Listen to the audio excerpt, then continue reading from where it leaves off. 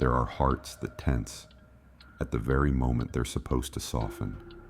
People who feel safer in silence than they do in affection. People who have learned to carry themselves with a quiet independence, not because they never needed love, but because they never learned how to trust it. When kindness arrives, they pause. When someone sees them gently, they look away. Every warm gesture feels like a doorway they are unsure how to walk through. Deep down, they want to be held, understood, chosen, but something inside them whispers that love is unpredictable, fragile, temporary, so they protect themselves not from harm, but from hope. This is the tender psychology of those who don't know how to receive love, and the wounds that taught them to tighten where they should have opened. There is a moment, almost imperceptible, when someone who doesn't know how to receive love is confronted with tenderness, a subtle tightening of the shoulders, a small breath held in the chest, a softness offered to them, and a quiet flinch rising before they can stop it. It is not visible to everyone, but it is deeply felt within them, like their body remembers something their mind learned long ago. Love is not a place to relax, but a place to be cautious. When affection appears, they do not melt. They evaluate, they scan, they wait for the catch they have been trained to anticipate. Someone compliments them, and they deflect. Someone expresses care, and they minimize it. Someone reaches out, and they instinctively retreat into polite distance. To the outside world, these reactions seem harmless, even shy, but inside them, the moment is louder. The tenderness feels too bright, too direct, too close to something unfamiliar. Receiving love requires a softness they do not have immediate access to, so their first reflex is not to open, but to protect. They live in a strange contradiction, longing for connection while fearing the vulnerability it demands. When someone is kind, it stirs an ache they do not fully understand, an ache shaped by years of believing they had to handle everything alone. Kindness feels like a language they never learned, so every sentence of affection lands with a mix of warmth and confusion. It touches something fragile, something they have kept hidden even from themselves.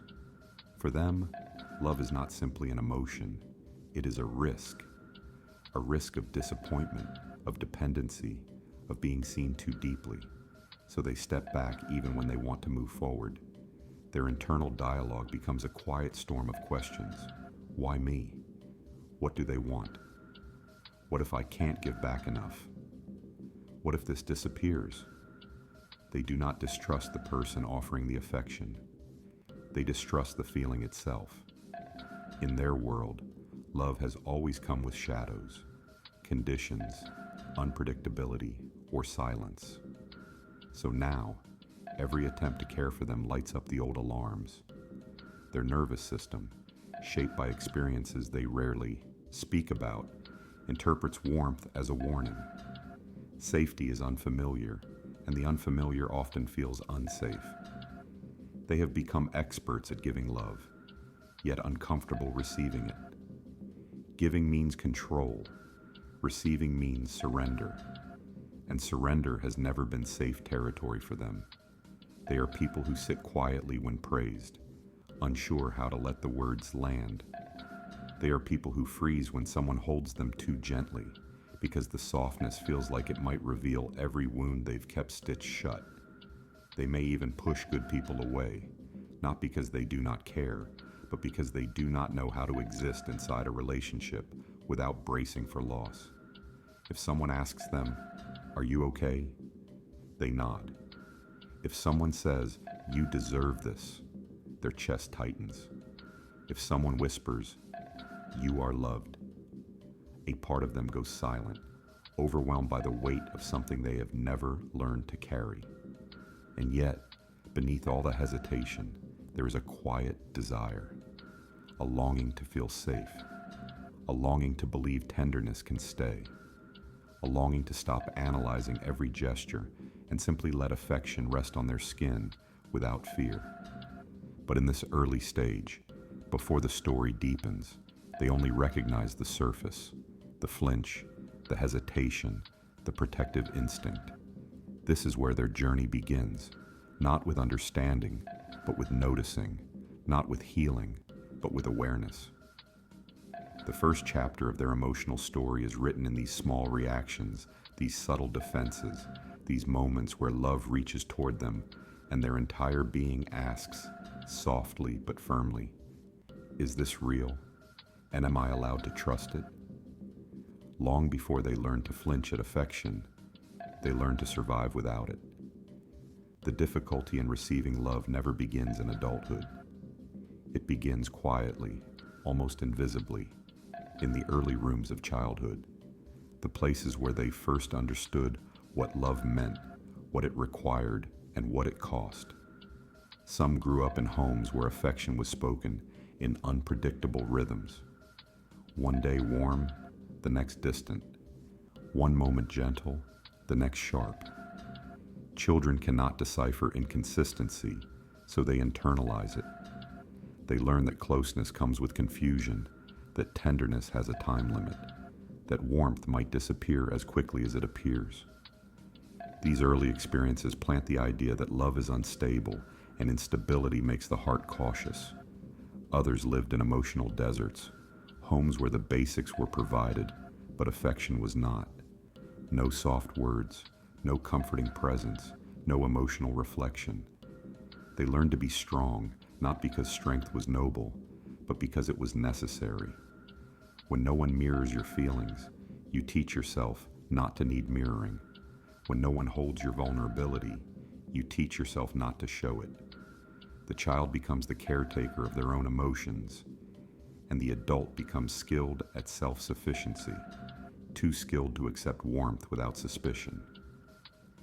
Then there are those whose caregivers loved them, but loved them with conditions. Love was earned, measured, and tied to performance. They were praised when perfect, ignored when human. They learned that love requires achievement, compliance, or emotional invisibility. So when someone offers unconditional affection later in life, it feels unreal. Their mind searches for the hidden terms that must accompany it, because love without conditions was never part of their world. Some children lived around intensity, anger, conflict, tension in the walls. In these homes, love and stress were intertwined. A raised voice followed by an apology. A slammed door softened by a hug. Emotional chaos disguised as connection. Their bodies remember this pairing long after the mind forgets. So when someone treats them gently as adults, the nervous system doesn't know what to do.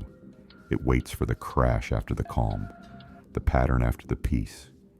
It prepares for the hurt that often followed any moment of closeness. And some grew up being the emotional support for the very people who were supposed to support them. They comforted parents who were overwhelmed. They managed feelings that weren't theirs. They stayed small so others could stay afloat. They became hyper-responsible, hyper-attentive, hyper-aware of everyone else's needs. Receiving love feels unnatural to them because they were only ever taught how to give it, never how to rest inside it. Affection feels like an imbalance, something they haven't earned, something they must quickly return. In all these homes, one truth repeats. They were loved in a way that taught them to survive, not relax, to guard, not open, to perform, not receive. Even the smallest childhood moments shape the adult heart. A child who learns that love disappears learns to stop expecting it. A child who learns that love hurts learns to be careful with softness. A child who learns that love is conditional learns to hide their true self. These early lessons become invisible rules that follow them into adulthood, shaping the way they breathe, attach, and navigate intimacy. So when someone tries to love them now, gently, consistently, without conditions, it touches wounds formed long before they understood the meaning of emotional safety. A compliment feels suspicious. A caring gesture feels unfamiliar. A deep connection feels overwhelming. Because love, as they knew it, was never something they could simply receive. Their history lives inside them like a quiet echo, reminding them of what closeness once cost. And until that echo is understood, love will always feel like something that asks too much. This chapter is not about blame.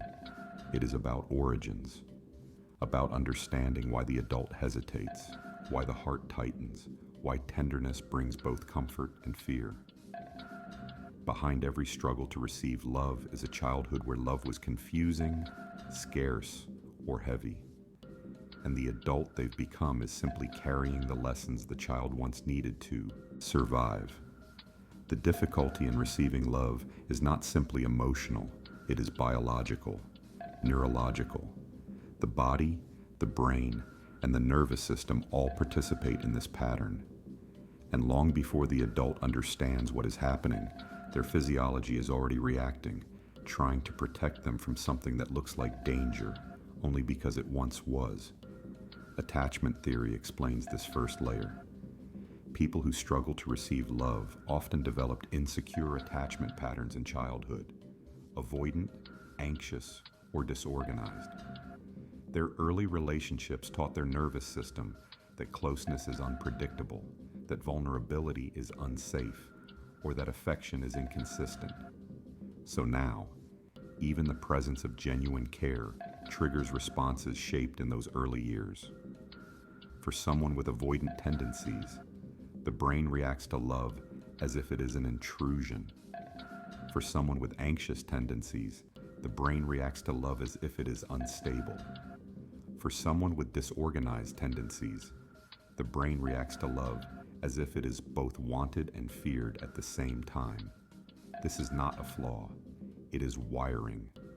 The amygdala, responsible for detecting emotional threat, remembers old patterns more vividly than the conscious mind does. When someone reaches out with tenderness, the amygdala scans the moment for previous associations. If affection was once followed by disappointment, withdrawal, or emotional chaos, the adult body reacts instantly. A tightening in the chest, a subtle distancing, a frozen stillness, a quiet instinct to withdraw before they get close enough to be hurt. The nervous system, shaped by early environments, often interprets love as unpredictability, and unpredictability is coded as danger. Neurobiologically, receiving love requires co-regulation, allowing someone else's presence to soothe, soften, and calm the internal world. But for those who grew up needing to self-regulate alone, letting another person influence their emotional state feels unsafe. They are accustomed to being their own anchor, their own stabilizer, their own source of safety. Love, which requires surrendering to someone else's emotional rhythm, feels like a threat to the autonomy they depended on for survival. Then there is cognitive dissonance. When someone believes, deep within, I am not worthy of love, the brain rejects information that contradicts it. Words of affection feel inaccurate. Acts of care feel undeserved. Praise feels mismatched with their internal identity. This mental conflict creates discomfort, leading them to downplay or dismiss what is being offered. Not out of arrogance, but because internal beliefs shaped years earlier cannot immediately accept new evidence. Another layer lies in hypervigilance. Children who grew up watching for emotional shifts, tones, moods, small signs of tension, carry that same vigilance into adulthood. When someone loves them gently, their mind shifts into monitoring mode. Will this last? What does this mean? What should I prepare for? Is this too good? Love becomes a signal to be alert, not relaxed. Mirror neurons also play a role. Those who were rarely mirrored emotionally, as children struggle to internalize warmth now. Their brain did not receive the repeated, consistent cues that say, this is what care looks like. This is what safety feels like. This is how affection is absorbed. So the adult brain must navigate emotions it never learned to process. Even oxytocin, the hormone associated with bonding, behaves differently in them. For most people, closeness releases oxytocin and creates calm. But in those with early relational wounds, oxytocin can sometimes trigger anxiety instead of comfort. The body remembers that closeness once came with fear, and so the very chemical meant to soothe becomes tangled with apprehension. The science reveals something important. They do not reject love because they don't want it. They reject it because their body doesn't yet recognize it as safe. Receiving love requires trust, not just in another person, but in one's own capacity to be held. For those who have lived without emotional safety, both forms of trust take time to rebuild. And until that happens, affection will continue to feel like a foreign language. Beautiful, meaningful, but difficult to absorb. Love may be offered with pure intention, but the body reacts from old memory. And understanding that memory is the bridge between fear and openness. Inside people who struggle to receive love, there is a quiet war, one that plays out in the space between longing and fear. They want connection, yet they retreat from it. They crave affection, yet they stiffen when it is offered. Their heart reaches forward, but their past pulls them back. And in this push and pull, something tender becomes tangled. The desire to be held, and the fear of what being held might cost. They are not cold. They are conflicted. There is a part of them that yearns deeply for intimacy, for someone who understands their silences, someone who sees through their self-sufficiency, someone who stays even when they cannot articulate their needs. But this desire exists alongside an ancient fear, a fear woven from experiences that taught them closeness is risky, vulnerability is dangerous, and love is something you lose faster than you find. So they live suspended between two instincts, one that leans in, one that pulls away. When someone tries to love them, they may become unusually analytical. They look for inconsistencies, examine tone, question motives. Their mind turns into a watchtower, scanning every gesture for signs of rejection, disappointment, or change. It is not mistrust of the other, it is mistrust of the moment. Love feels like a tide that might recede at any second, so they brace themselves before they let it reach the shore. They might withdraw suddenly, even after moments of closeness. They might go quiet after receiving warmth. They might create distance right when the connection feels the strongest. This is the nervous system trying to regulate the intensity. Vulnerability feels like opening a wound that never fully healed, so they protect it in the only ways they know. Pulling away is not rejection, it is self-preservation. There is shame in this conflict too, a subtle embarrassment that they cannot react normally. They notice how others soften into love, how others welcome affection with ease, how others absorb kindness without trembling at its implications. And they wonder why their body behaves differently, why their heart does not follow their intentions, why the moment love arrives, something inside them shuts the door before they can step through it. Inside them, tenderness triggers a chain of internal voices. Don't rely on this. Don't let them see too much. Don't make yourself vulnerable. Don't become someone who can be left. Love becomes a mirror that reflects their deepest insecurities. What if the affection disappears once they get used to it? What if they open up only to be misunderstood? What if they are too much, or worse, not enough? And so the safest option becomes distance, emotional neutrality, keeping the heart just out of reach, where it cannot be injured, but also cannot be fully seen. Yet, beneath the conflict lies a longing that never disappears. They want someone who stays long enough for their defenses to relax. Someone who understands that their resistance is not rejection. It is fear wearing the mask of indifference. Someone who recognizes that every step backward is actually a sign of how much the connection matters to them. Their desire is sincere, their fear is old, and the collision of both creates the emotional tension that defines their relationships. This chapter of their life is not about choosing one side of the conflict. It is about realizing the conflict exists, acknowledging that the hesitation is not a flaw, but a scar formed from years of managing disappointment alone, a scar that whispers warnings, even in moments where safety is genuine. Deep down, they hope that one day the heart will trust what the mind cannot yet believe, that real love does not demand fear as a condition of entry, but for now, they remain suspended, reaching out and pulling back, longing and resisting, craving closeness while guarding themselves from the very thing they desire most. There comes a moment, quiet, unplanned, almost accidental, when a person who has spent their life resisting love starts to notice their own patterns. It doesn't happen during a dramatic event. It rarely comes with clarity or certainty. Instead, it arrives like a soft ache in the chest, a small truth rising through years of silence, a fleeting glimpse into their own emotional mirror.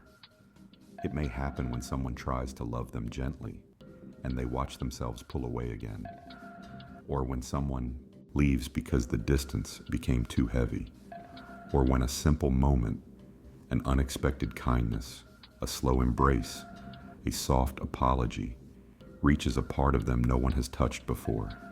Whatever the trigger, the realization begins with a question. Why does this feel so difficult for me? Not as criticism, not as frustration, but as curiosity, an inner shift from confusion to awareness. They notice how their body tenses whenever affection enters the room. They notice the way their mind prepares for disappointment, even when none is present. They notice how familiar it feels to be alone with their emotions, and how unfamiliar it feels to let someone else step inside them. Awareness does not solve the conflict, but it opens a door they spent years keeping locked, without meaning to. For the first time, they begin to understand that their struggle to receive love was never about the people offering it. It was about the emotional world they grew up in, a world where warmth was dangerous, or conditional, or rare, a world where vulnerability demanded caution, a world that shaped their nervous system long before they had words for any of it. This realization carries a strange mix of sadness and relief. Sadness for the years spent mistaking self-protection for strength. Relief because the pattern suddenly makes sense. They start to see the moments they pushed good people away, not because they didn't care, but because they cared too much and feared the consequences. They see how their emotional independence was not freedom, but a survival strategy. How their silence during tender moments was not coldness, but overwhelm. How their distance was not disinterest, but fear. And with this awareness comes grief. A quiet mourning for the child they once were, the child who grew up without emotional safety, without consistent affection, without the reassurance that closeness would not collapse. They grieve the version of themselves who had to learn to be strong too early, who had to build walls instead of leaning on someone, who had to pretend they didn't need softness because softness was never offered reliably. Grief opens the heart, not by force, but by recognition.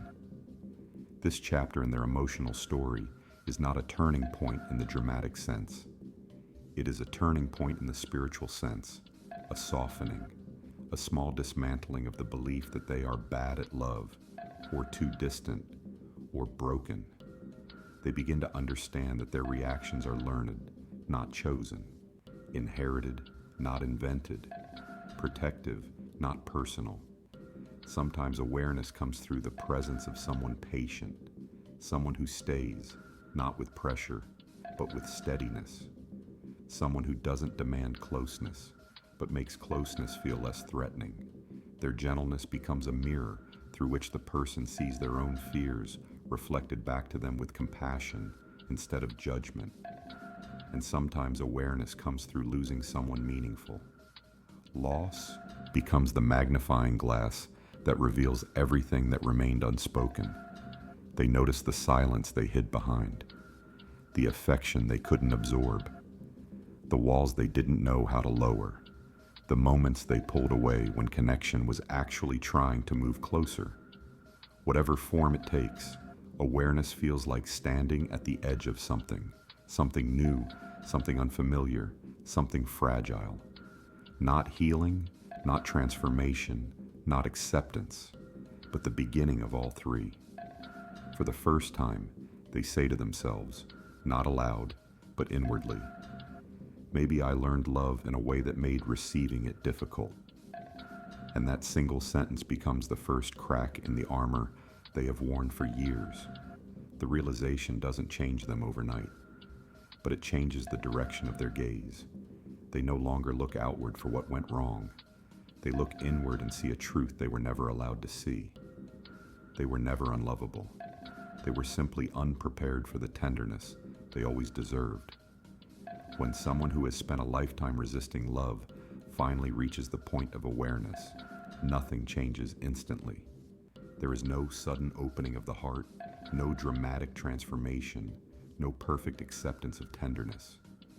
What happens instead is much quieter, an internal rearranging, a subtle shift in how they interpret the world, a soft reorganization of the meanings they've assigned to closeness.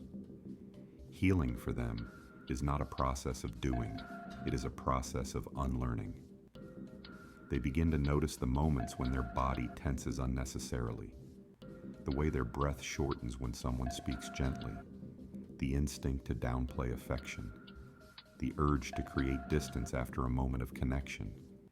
But instead of acting on these impulses blindly, they start to observe them, like watching an old reflex surface without automatically obeying it.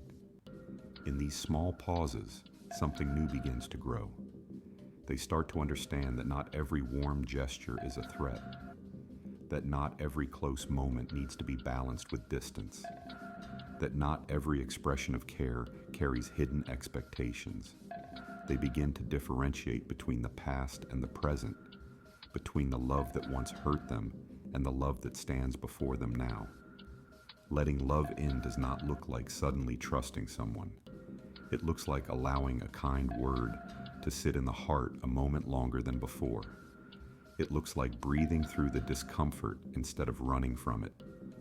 It looks like staying present in moments that once triggered retreat.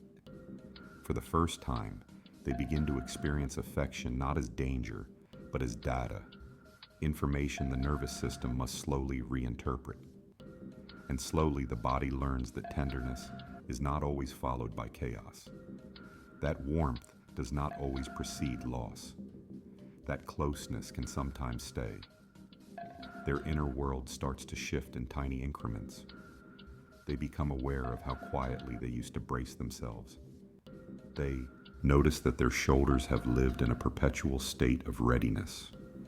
They realize that their silence during intimate moments was not coldness, but a shield. And within these realizations, they start releasing the ancient belief that love requires vigilance. There is no sudden unlocking. There is only gradual ease. Someone's consistent presence begins to feel less threatening. Predictability starts to soothe instead of alarm. Softness becomes something they can sit with for a moment without flinching. And when fear still appears, and it always does at first, they respond to it with understanding instead of self-judgment. A new internal narrative begins to replace the old one. The old narrative said, love disappears. The new one whispers, some love stays. The old narrative said, you must stay guarded. The new one murmurs, maybe it's safe to loosen just a little. For many, this shift is almost imperceptible from the outside. To observers, they still appear quiet, composed, cautious. But inside, the terrain is changing. Walls that once felt like stone become more flexible. Self-protection begins to coexist with openness instead of replacing it. Their heart doesn't fling itself open, but it stops being locked. They begin allowing themselves to believe that they can be seen without being harmed, that they can be cared for without owing anything in return, that they can receive without guilt, love without panic, exist without armor. And as this new internal landscape forms, something profound happens. They stop trying to earn love. They stop analyzing every gesture. They stop preparing for abandonment. Instead, they simply allow moments of closeness to unfold naturally, even if they still feel unsure. They begin to sense that love is less about perfection and more about presence, less about control and more about trust, less about fear and more about quiet acceptance. This is not healing in the dramatic sense. This is healing in the human sense, a slow, gentle undoing of the belief that love is meant to hurt, a delicate relearning that affection can be safe, a quiet acceptance that they are allowed, finally allowed, to receive what was once withheld. It is the beginning of living without emotional armor, not fully, not fearlessly, but honestly, with a heart that no longer closes at the first touch of tenderness, but slowly learns to stay open. There is a moment, gentle and unannounced, when someone who once feared love begins to realize that they are no longer living entirely behind their walls. It doesn't arrive as a dramatic revelation. It comes quietly, noticed only in hindsight. A small warmth where tension used to live. A breath released where fear once tightened the chest. A new and unfamiliar ease in places where love once felt impossible. The journey here has not been linear. It has not been neat. It has not been fast. But something inside them has shifted. Something subtle. Something human. Something that does not need to be labeled to be true. They are not healed, not in the way people imagine healing to be. They are simply more open, more aware, more willing to let tenderness sit beside them instead of pushing it away. They begin to understand that love was never the enemy. What frightened them was the memory of what love once meant. Now they see that closeness can be steady, that affection can be quiet rather than overwhelming, that someone can care for them without taking from them. They begin to trust that the tenderness in front of them is not the same as the tenderness that failed them long ago. And this realization feels like stepping out of a long winter, slowly, cautiously, but with a sincerity that fills the chest with air that feels new. Their heart, once a fortress built for survival, becomes something different. Not unguarded, but no longer barricaded. Not defenseless, but no longer painfully armored. Not exposed, but quietly available. They start recognizing the small signs of their transformation. The way they can look someone in the eyes a little longer. The way they no longer dismiss compliments as quickly. The way they allow a hand on their shoulder to stay a moment more before pulling away. The way they feel a faint sense of safety where discomfort used to bloom. These are not grand gestures. These are gentle returns. Returns to the self, returns to trust, returns to the possibility of being held. There is beauty in their hesitance too, a softness in the way they approach love now, slow, observant, intentional. Their caution is no longer a barrier, it has become a form of wisdom. Their vulnerability is no longer a threat, it has become a doorway. And still, they will have days when old fears rise. Moments when the instinct to withdraw resurfaces. Memories that whisper warnings louder than reality. But now, those moments no longer define them. They pass through the fear instead of living inside it. They recognize the feeling, but they do not bow to it. They see the old patterns, but they no longer mistake them for truth. Something in them has learned to stay. This staying, the quiet endurance of tenderness, is the real transformation. Not the absence of fear, but the presence of willingness. not the disappearance of old wounds, but the gentleness to live alongside them. And as they move through life with this new awareness, love begins to feel less like a test and more like a language they are slowly becoming fluent in. Affection no longer feels like an intrusion. It feels like an invitation, one they can decline or accept, but now acceptance feels possible in ways it never did before. They understand that receiving love is not a skill to master. It is an allowing, a letting, a softening, a quiet shift from surviving to experiencing, from guarding to trusting, from resisting to receiving. And in this soft return to love, something profound reveals itself. They were never incapable of being loved. They were simply carrying a history that taught them to fear what they needed most. Now, with the calm understanding that the past does not define their capacity, they step gently into a future where love can belong to them too. Not rushed, not forced, not perfect, just quietly real. And in that quiet, something beautiful finally settles. A truth they once ran from, now finally allowed to rest inside them. They are worthy of love. And slowly, tenderly, undeniably, they are learning how to receive it.